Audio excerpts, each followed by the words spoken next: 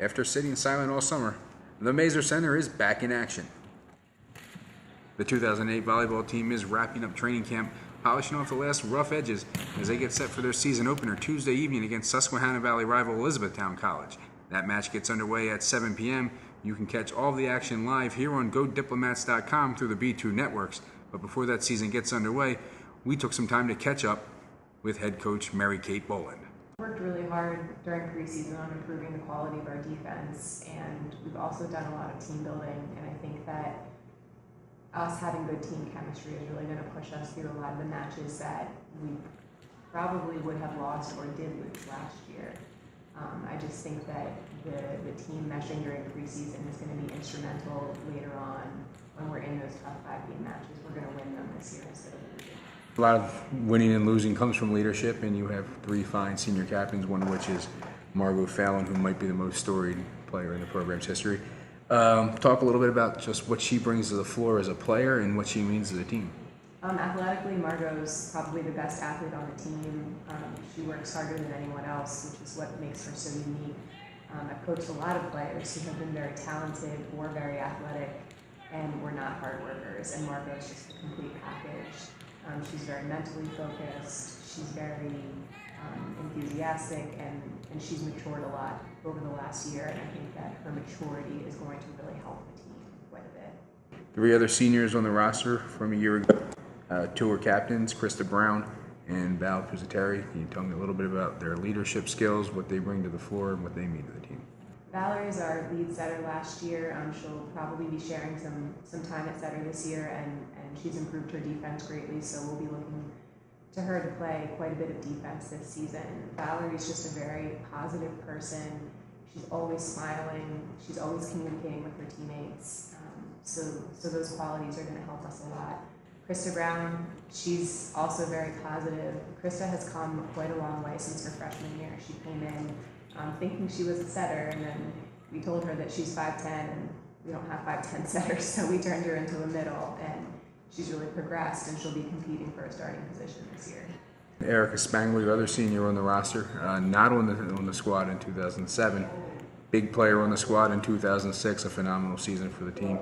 What's her return to the roster do for you? Erica's return to the roster is huge for us. I think that last year our biggest missing piece was our right side hitter, and that's what Erica brings to the table. She brings a lot of versatility. She can pass, she can play defense, she can set, and she's one of the best hitters on the team, so we'll be looking to her for kind of that added boost that our offense needed desperately last year. She's also, I think, emerged as more of a leader. She was a little bit quiet her sophomore year, and during preseason I've noticed that she's come out of her shell a lot, and she's been a lot more of a presence on the team. And a few freshmen last year emerged, ended up being very solid players for you, in Pam Horner and Nicole Moreno.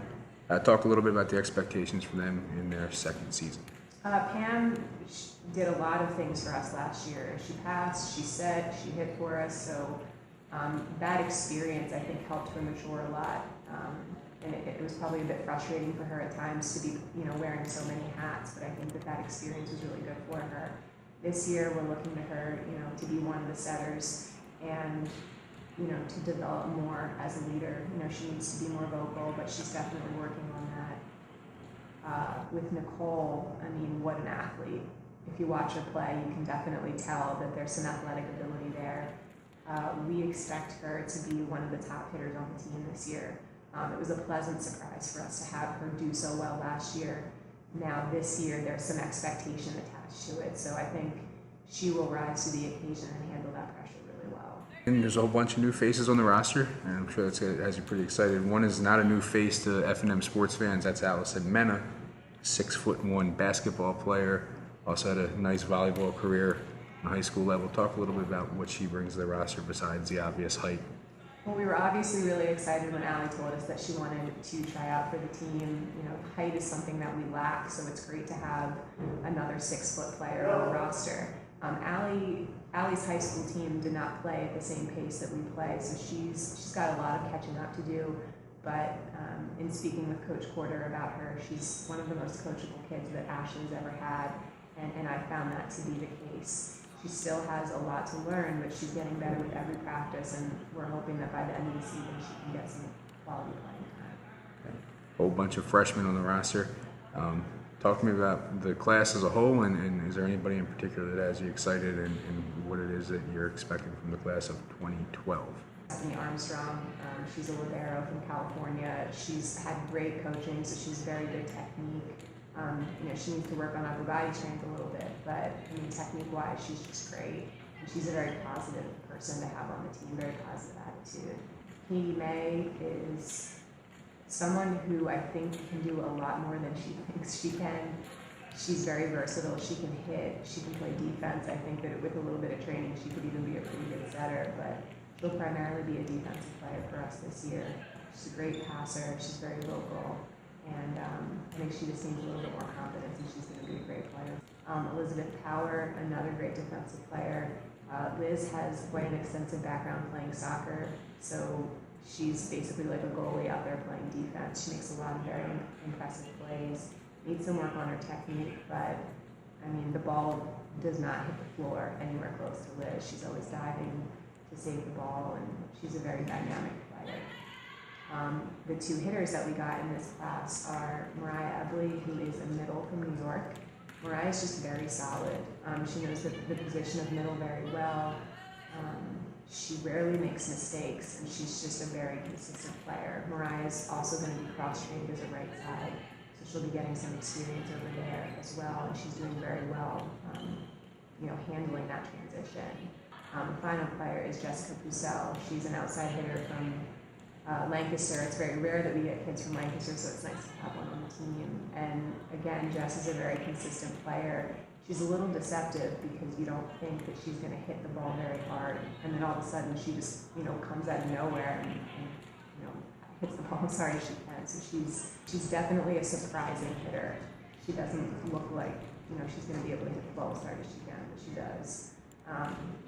Jess will definitely be an added presence on the court. Jess will probably start immediately, and I'm really excited about all five of them and looking forward to seeing what they do. So a good foundation for the future. Yeah. And polls, they're kind of meaningless, unless of course you're in first place, then you want to tell the whole world. As it works out, you do have a first place vote in the Centennial Conference poll. Hopkins and Haverford picked up all of the remaining first place votes. Gettysburg, McDaniel, and Dickinson are all packed in together. It's sort of those teams vying for those playoff spots.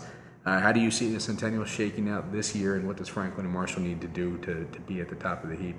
Well, I think the conference is wide open this year. Last year there was definitely a clear favorite, and it was Haverford just because they had so much experience. They had a great group of seniors coming back, and obviously the twins are amazing volleyball players. But this year, I really feel that it's anyone's championship.